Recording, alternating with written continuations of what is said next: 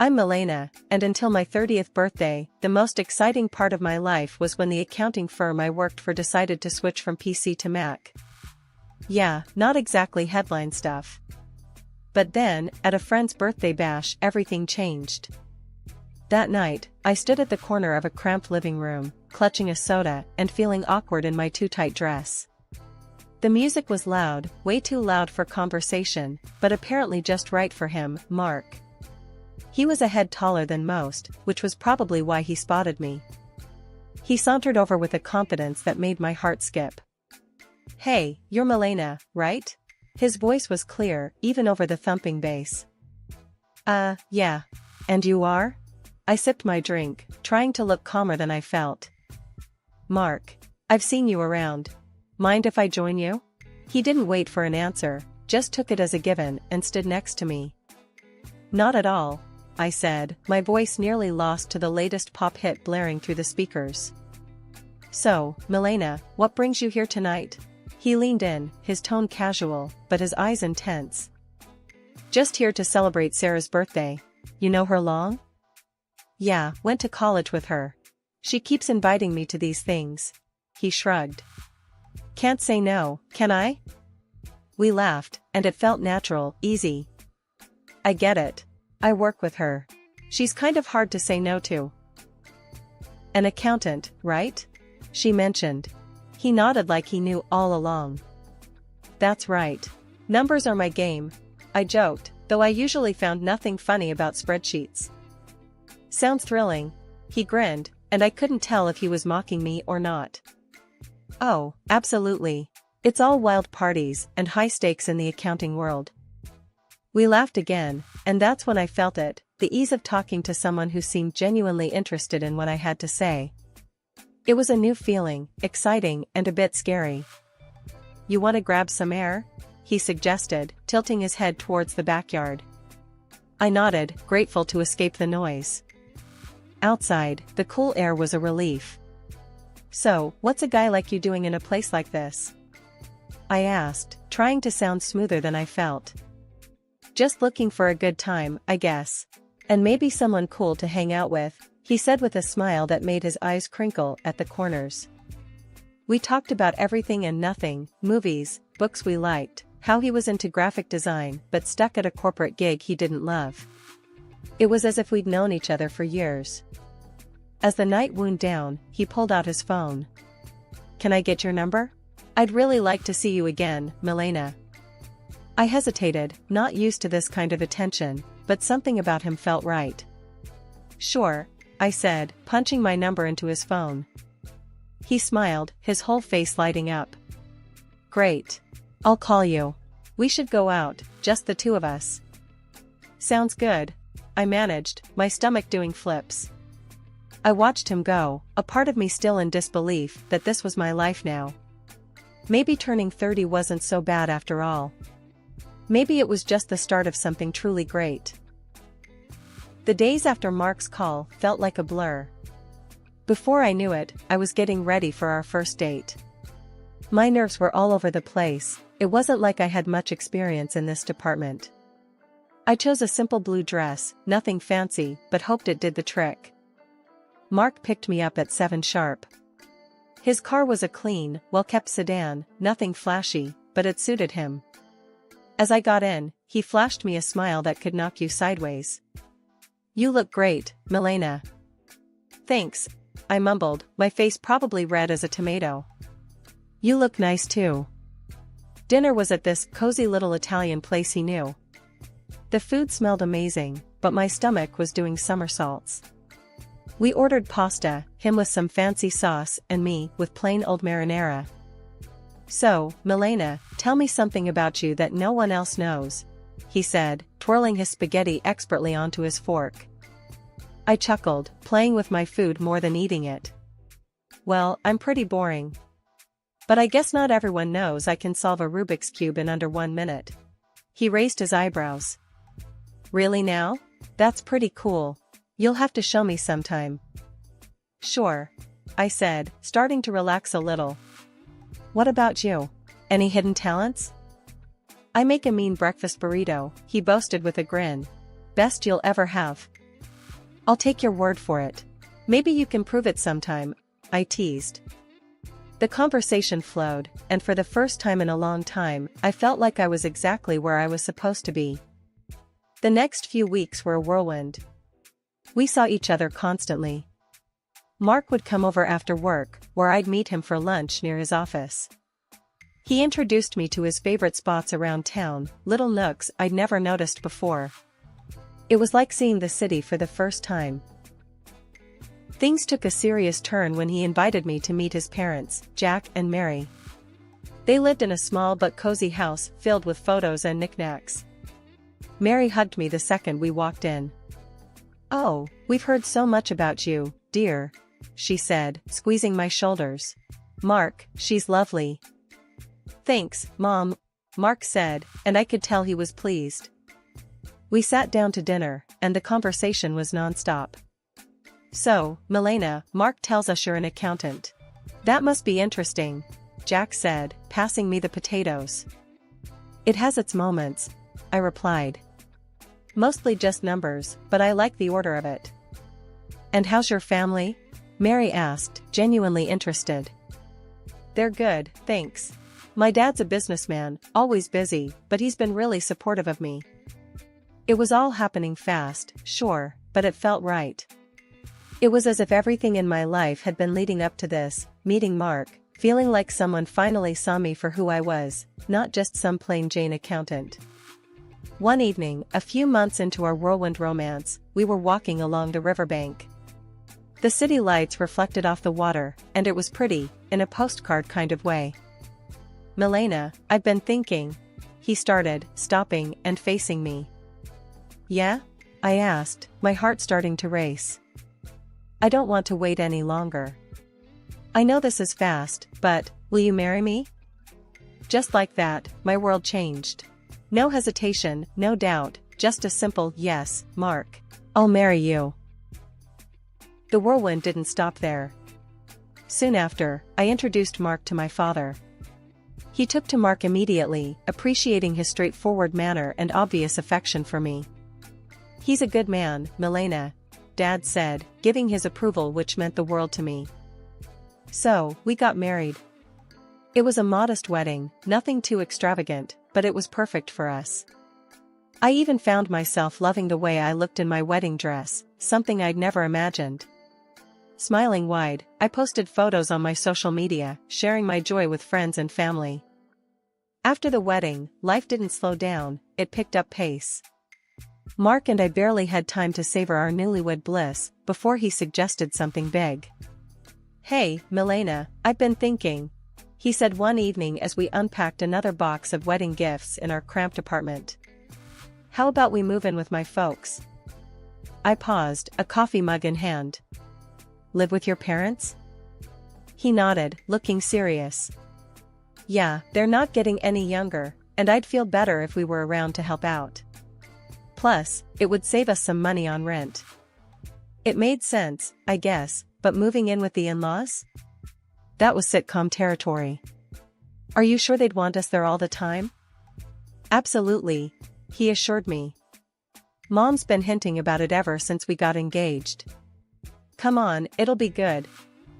So, 2 weeks later, there we were, pulling up to his parents' house with our lives packed into a bunch of boxes. Mark's mom, Mary, was waving from the porch before we even got out of the car. "Oh, Milena, we're so thrilled to have you both here," she exclaimed, pulling me into a hug that was a bit too tight.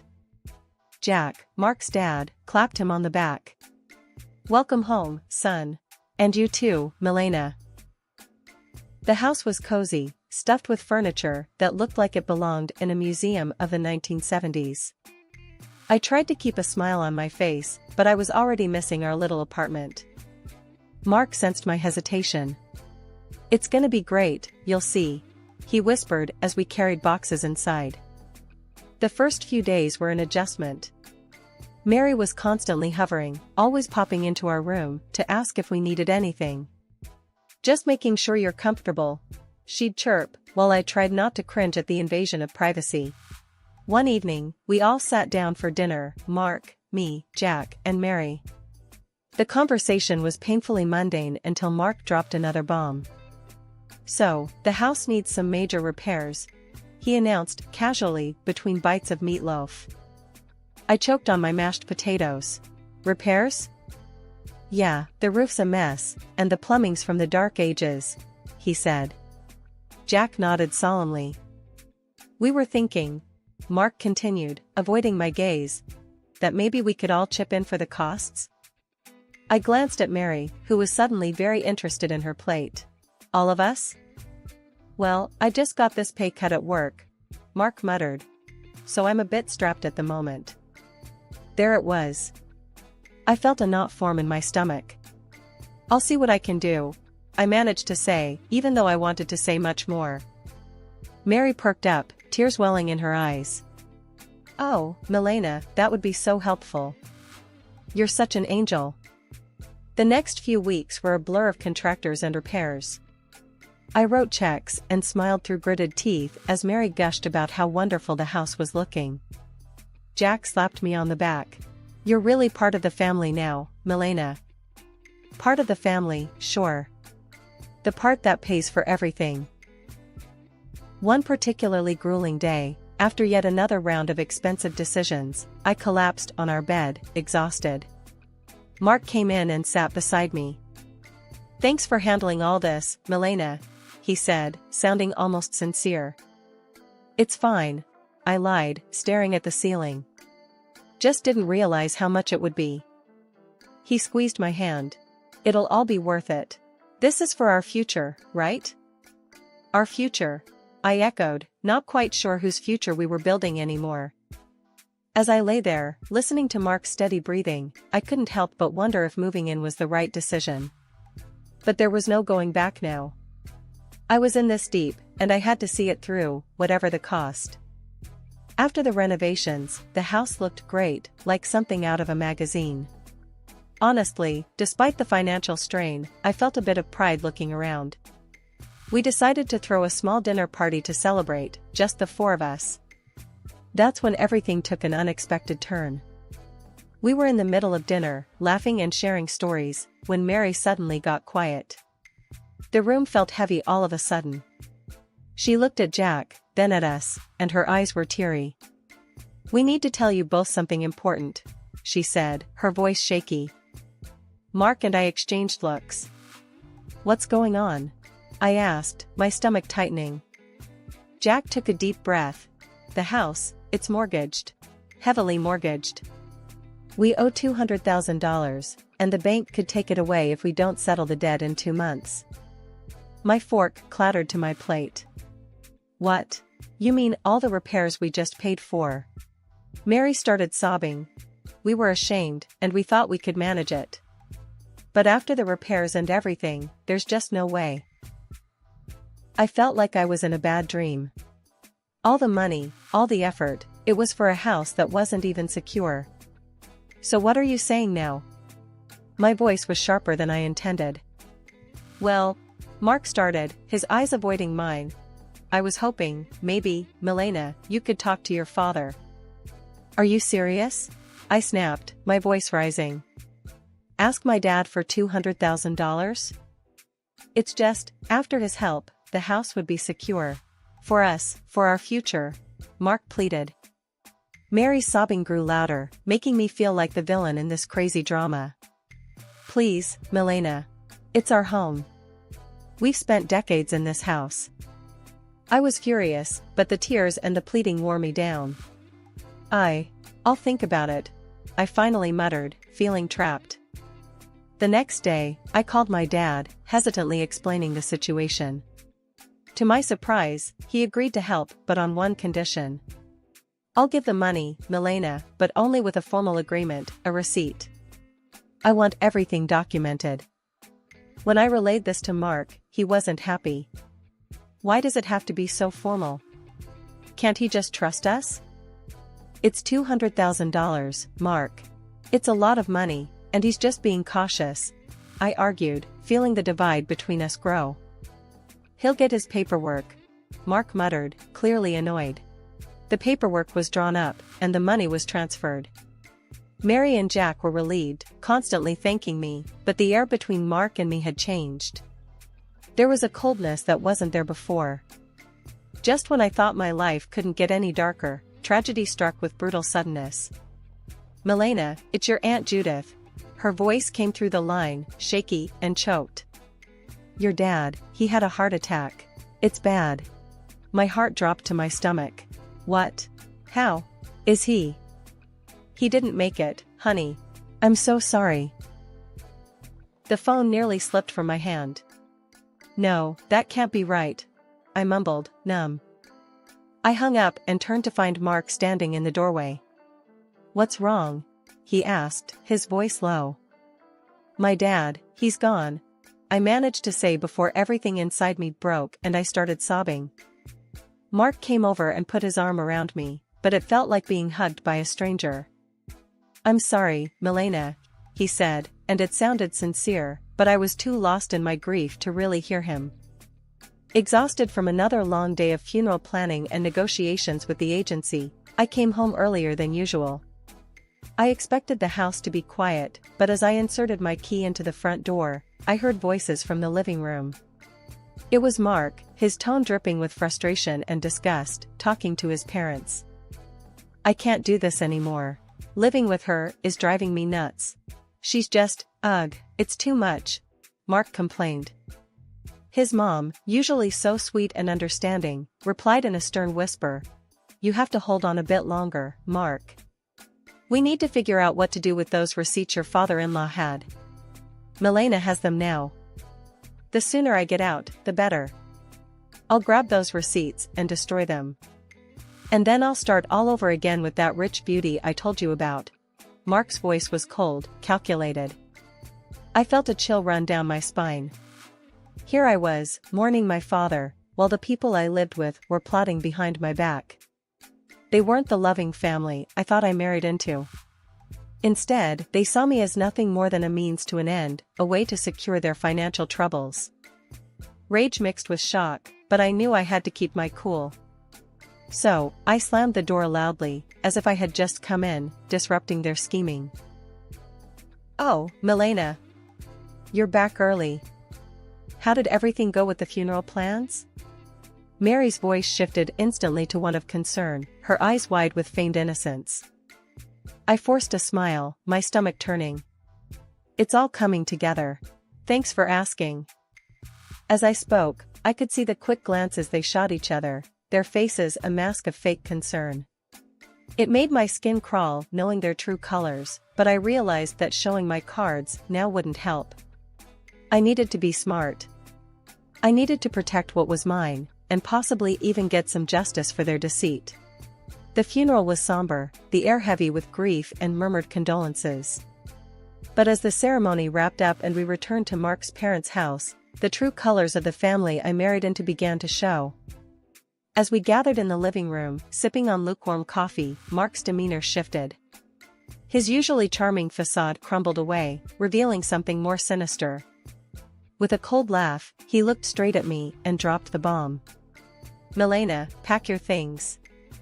You need to get out. I've got someone else now, someone better." His words should have been like a slap. I pretended to be stunned, but before I could respond, Mary chimed in with a snide giggle. "We've really had enough of you, dear. We only put up with you for your money." "What about the house?" I asked, feigning innocence. "The house that I paid to fix, the $200,000 I poured into it?" Mary laughed harder, as if I'd told the best joke of the year. "Oh, sweetie, this house is ours. You're nothing here." Mark's smirk widened. "And those receipts you're so proud of? Found them in your dad's house and burned them. They're gone." For a moment, I let them believe they had won. But then, I couldn't help it, I burst into laughter. My reaction confused them, their smiles faltering. "Why are you laughing? What's so funny?" Mark demanded. I wiped a tear from my eye, still chuckling. "You three are just pathetic. You think you're so clever. The receipts you destroyed? They were copies. The real ones are safe with my lawyer." The color drained from both their faces. Mark's arrogance turned to panic. "You can't prove anything," he stammered. "I can, and I will," I shot back, my voice steady and firm. "Now, I want my money back, all of it, or my next call is to the police." Mark and Jack looked at each other, their earlier confidence replaced by fear. Jack, usually so bold and brash, began to plead. "Milena, please, let's talk about this. We can sort something out." With the truth now out in the open and the leverage squarely in my hands, the negotiations with Mark and his parents dragged on longer than I expected. It was clear they were trying every angle to sway the terms in their favor, but I wasn't about to budge. "Look, it's simple," I stated firmly during one of our numerous discussions at their, now legally mine, kitchen table. "The house gets transferred to my name in exchange for the IOUs. That's the deal. No more games." Finally, they relented. We all agreed that the best course of action was to make everything official and legal. I insisted that everything be documented by a lawyer and confirmed with the proper papers.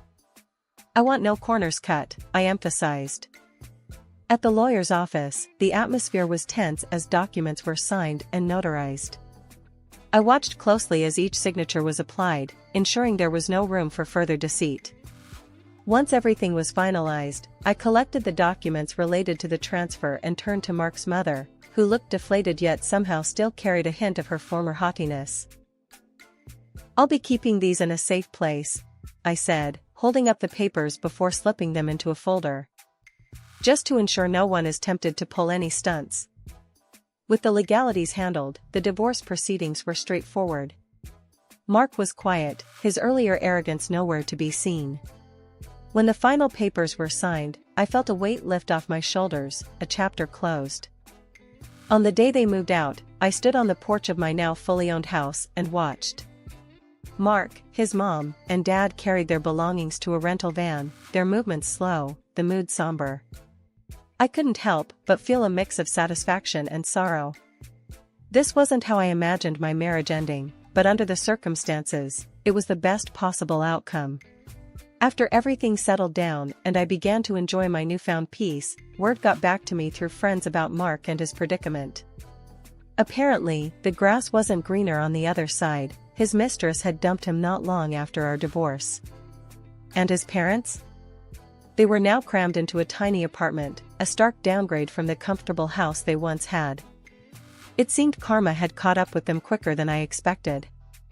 Despite their situation, they started reaching out to me, bombarding me with calls and messages, probably hoping to weasel their way back into my life, or at least my house.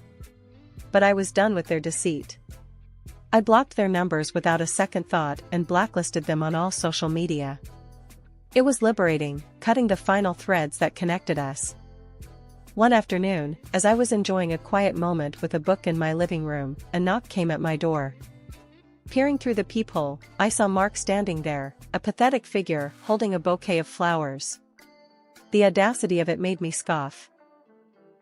Opening the door, I couldn't help but laugh outright at the sight of him. "Really, Mark? Flowers?" He shuffled uncomfortably, the bouquet seeming to wilt along with his spirits. "Milena, I've realized so many things. I was wrong, terribly wrong. Remember when you told me I disgusted you?" I interrupted, leaning against the door frame, not bothering to hide my amusement at his discomfort. "What changed, Mark? Run out of options?" He looked down, the shame clear on his face. I made mistakes. But I'm here to make things right." I shook my head, almost feeling sorry for him.